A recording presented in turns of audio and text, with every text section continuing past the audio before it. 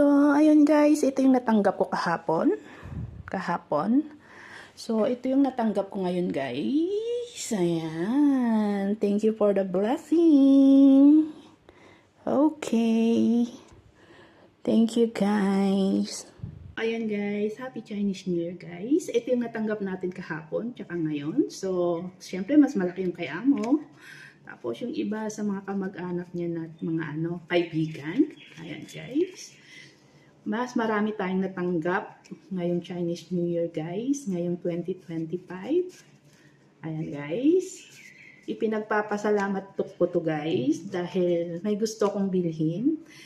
Medyo may kamahalan. Nung nabanggit ko naman kay Amo na gusto kong bumili ng ganon, sabi niya, sige ako na bibili for free. So, medyo kinilig si Paloma. Siyempre, free. Diba? Ayan. So, ito lang tayo ngayong 2025, guys. Dahil marami tayong natanggap na regalo. So, ayan, guys.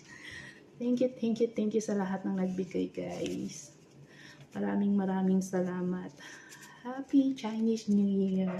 More blessing to me. Ayan. More blessing to us. Ayan. Happy si Paloma, guys. Ayan.